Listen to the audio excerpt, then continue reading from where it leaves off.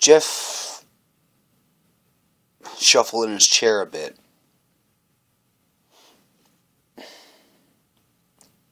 Look, Helena, if we are gonna go out, I just gotta let you know that I don't know if I could get involved in the fight again. Oh, come on, I watched the old videos, Helena says. What were you talking about? It's so easy to kill a human because they're so full of themselves or something like that? I was just a little bit pissed off. I'm pro-peace, you know. I'm sick of all the wars back on Earth. That's why I don't want to go back there. Jeff lights his cigarette and takes a few puffs. Look, Helena, so you're curious. You want to see what the rest of your world looks like, huh? I know you're from this place originally or whatever, but this is supposed to be some kind of, like, what?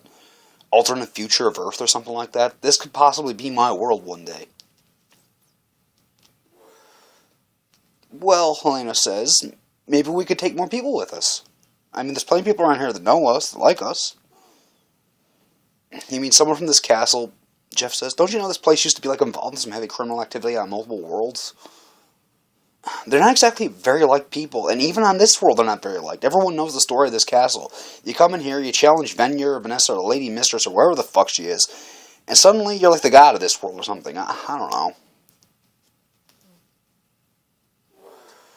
Well, at least you've been paying attention, Lana says. I don't really know what's going on. I mean, I was content living in my little village for a while, but there's no one to keep me company but the snake turtle things, or whatever they were. Jeff shrugs.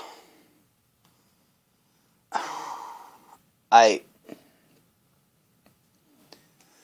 know there's a lot of stuff out there that neither of us really understand, but there's always the chance that... Look,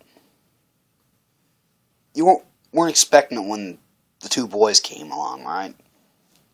Alec and Drew, what are they? I mean, they say they're God and the devil, but I don't buy that. Well, I mean, for one, Drew doesn't have pitchforks in the tail, and Alec's not exactly telling me to change to Christianity anytime soon, so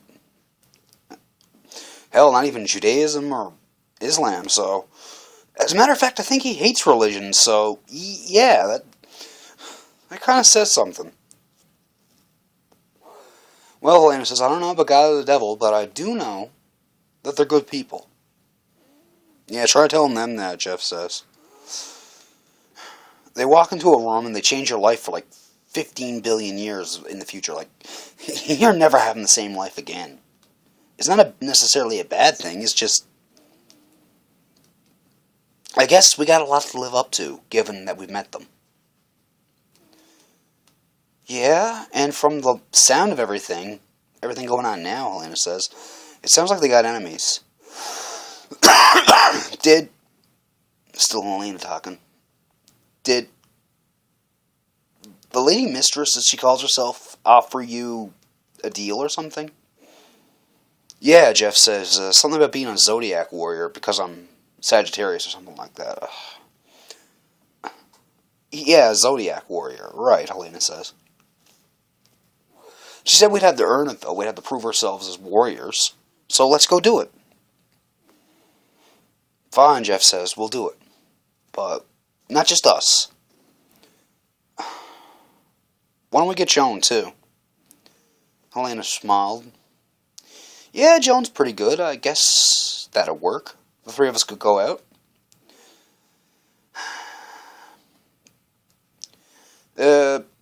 We shouldn't go by ourselves, though. We should have a guide. I'm sure we can get passage on the pirate ship, but...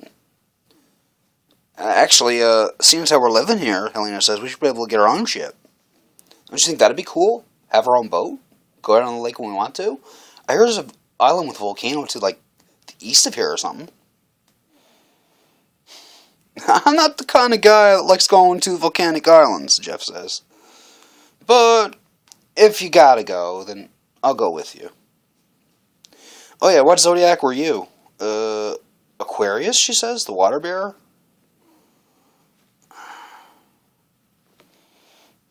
Fire and wind. From what I know of astrology, Jeff says, apparently they're supposed to be pretty good together.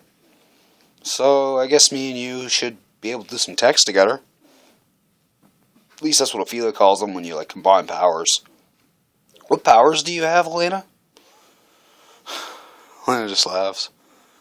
I can read really good. Oh no, Jeff says. Well, I guess you're going to have to read all the stuff that I can't. Now think about it, Helena says, if there are other people looking at that computer screen and they couldn't see what you could see, then maybe there's something up with you. That's what worries me, Jeff says. I mean, if there was some kind of illusion on that site, then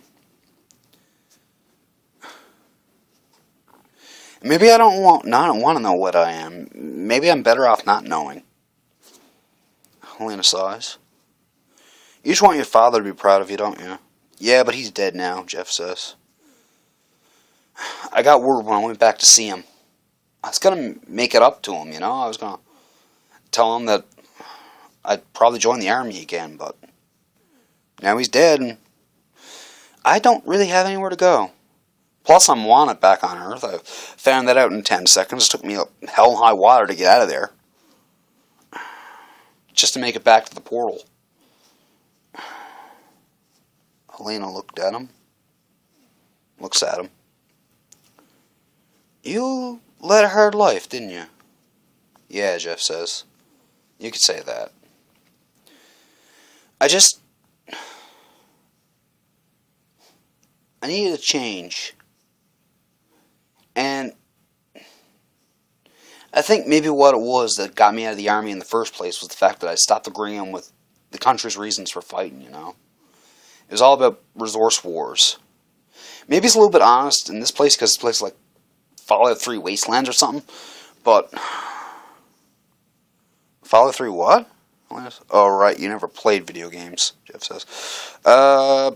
Radioactive Wasteland. Pretty simple. I mean, they told me this place was like weird Alter Earth British Columbia or something. At least it's in the same geographical area.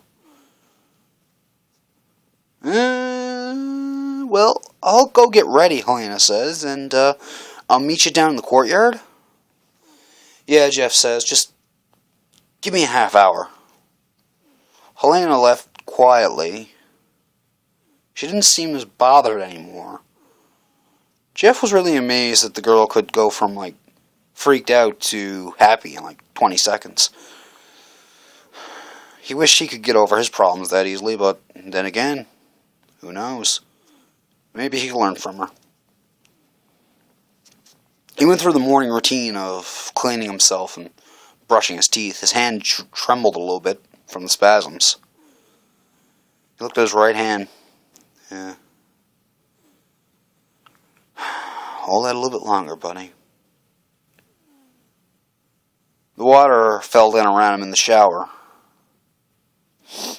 He let the sensation tingle his skin. With nerve damage, it was hard to feel anything at all. On the bright side, he could take a punch to the face and not feel it at all, but what's the point of that? If you can't feel a punch to the face, you can't feel a kiss or a...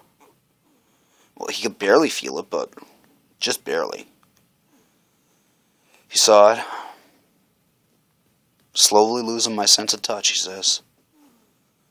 It's going to be rough, but what can a guy do?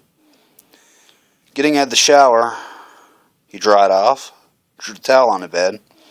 That butler staff, or whatever the hell it was that was cleaning this castle all the time, I mean, when there's blood all over the place, like, where does it go? Like, you leave the room, you come back 15 minutes, and all of a sudden the blood that was on the floor is gone. Stupid vampires. Why the hell do I have to live in that vampire castle, he says. Probably shouldn't say stuff like that out loud. The vampires might kick me out. God knows I need a place to live right now. Part 3 up in a bit.